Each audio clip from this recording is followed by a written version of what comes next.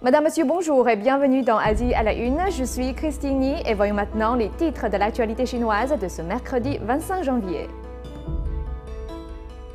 Pékin ferme le Tibet aux touristes étrangers.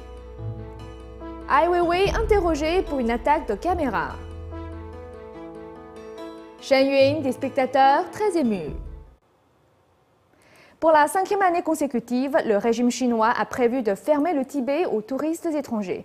Plusieurs agences de voyage de Lhasa ont été informées que les étrangers seraient interdits de rentrer au Tibet entre le 20 février et le 30 mars.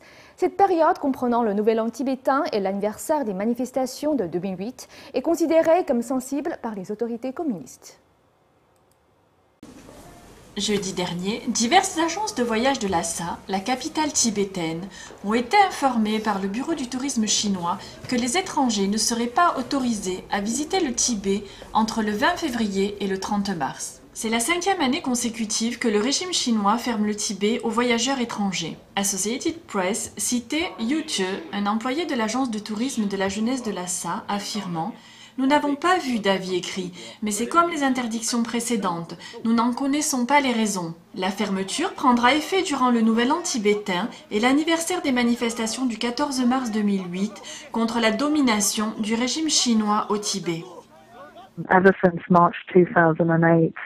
Depuis mars 2008, les régions tibétaines ont connu des répressions intenses et les mois de février et de mars sont une période très sensible pour les autorités chinoises. Selon la directrice de l'association anglaise Free Tibet, la fermeture du Tibet reflète la situation générale dans le pays, qui est loin d'être harmonieuse. La situation à l'intérieur du Tibet aujourd'hui, avec les auto-immolations qui ont débuté en 2011 et qui continuent encore jusqu'à cette semaine, montre une véritable situation de crise.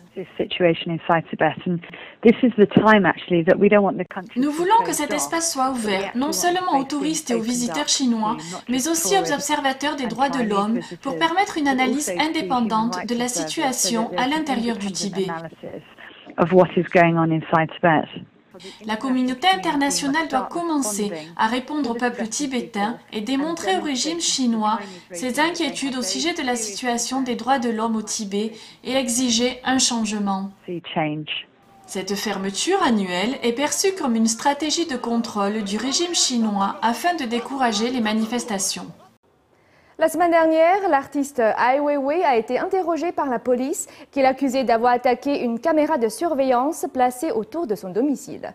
L'an dernier, l'artiste avait déjà passé 80 jours en détention. Cette fois, la famille et les internautes ont choisi de considérer cela comme une blague. Le 15 janvier dernier, l'artiste chinois Ai Weiwei a posté ce commentaire sur Twitter. La nuit dernière, j'ai été convoqué au commissariat de Chaoyang. Il me suspectait d'avoir attaqué une caméra de sécurité. Ce commentaire a provoqué une vague de plaisanteries sur Internet. Un internaute a répondu « La caméra a-t-elle été gravement blessée? A-t-elle passé des examens? Lui a-t-on fait un IRM ?» L'économiste He Qinyan a posté sur son compte Twitter « Cette histoire est vraiment amusante. Généralement, on s'attaque à des gens. La caméra est un objet et pas une personne. Seul le Parti communiste peut élever les outils du régime au statut de personne.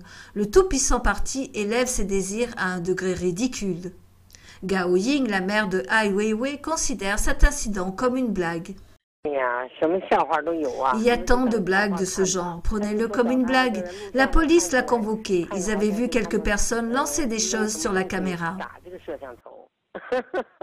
En 2011, Ai Weiwei avait été détenu pendant 81 jours, après avoir été faussement accusé d'évasion fiscale. Pour beaucoup, cette détention était un simple avertissement pour calmer les critiques de cet artiste envers le régime. Depuis sa libération, Ai Weiwei est constamment surveillé. Ai Weiwei n'est pas le seul à avoir souffert de ce genre d'intrusion dans sa vie. Après avoir réclamé un entretien avec le dirigeant Hu Jintao, Yang Weitong, un cinéaste indépendant de Pékin, s'est également retrouvé sous surveillance. 13 caméras de surveillance ont été installées près de l'entrée de notre domicile, de l'entrée jusqu'à la rue principale, sur environ 800 mètres. Maintenant, mon espace vital est réduit et je n'ai aucune intimité. Tout cela est arrivé après que j'ai demandé un entretien avec Hu Jintao le 30 octobre dernier.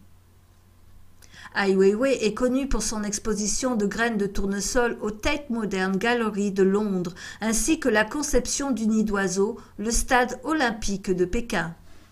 Mais le travail de l'artiste l'a souvent confronté au régime chinois. En décembre 2008, Ai Weiwei et son ami artiste Tan Zuojian avaient enquêté ensemble sur la mort des écoliers lors du tremblement de terre de Sichuan.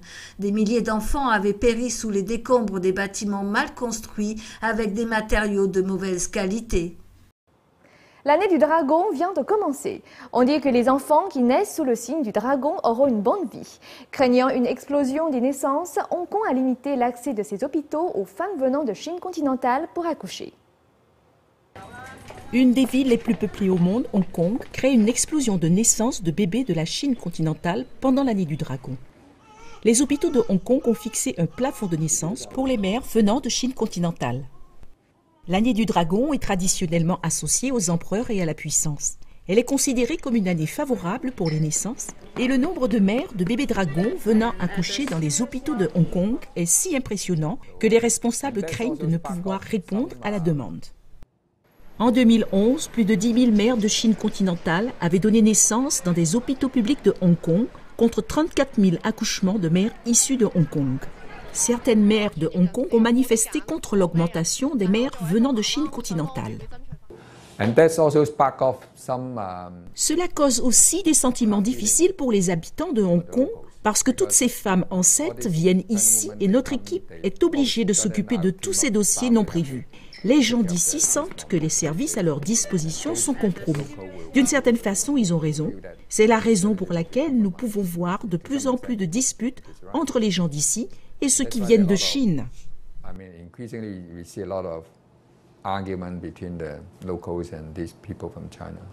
Les autorités de Hong Kong ont essayé de fixer un plafond de 3 400 naissances de bébés de Chine continentale pour laisser la priorité aux mères de Hong Kong.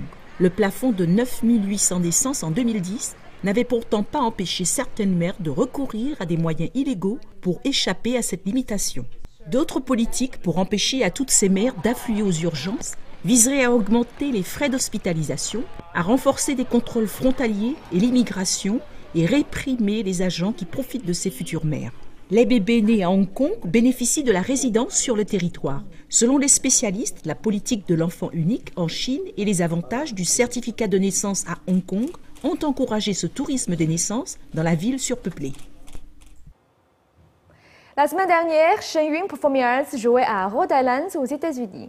Shen Yun présente la musique et la danse classique chinoise. Notre correspondance est entretenue avec plusieurs spectateurs à la sortie du spectacle. Voici leurs impressions. Shen Yun Performing Arts, qui s'est produit à Providence, Rhode Island, le week-end dernier, a ému les spectateurs. J'ai pleuré pendant la scène d'ouverture. Je ne pouvais pas rester en place tellement j'étais enthousiaste. J'ai trouvé ce spectacle vraiment charmant. C'était vraiment bien présenté et les costumes étaient magnifiques. Je connais beaucoup de choses en histoire. J'ai vraiment apprécié ce spectacle qui traverse l'histoire. Toutes les différentes périodes du bouddhisme, les différentes dynasties, la culture du Tibet et toutes les cultures différentes. C'est vraiment impressionnant.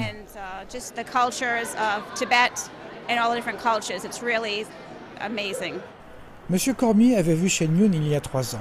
Il est venu du Massachusetts pour voir le spectacle avec son épouse. J'ai trouvé ça magnifique. C'est la première fois que je vois Shen Yun et j'ai trouvé ça absolument magnifique.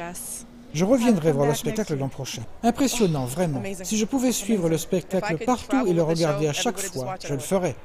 NTD News, Providence. Et pour en savoir plus sur Shen Yun, la musique et la danse chinoise, vous trouverez de nombreux articles et vidéos sur le site www.shenyunperformingarts.org. Ainsi s'achève votre journal Asie à la une. Merci de votre attention. On se retrouve demain pour une nouvelle édition.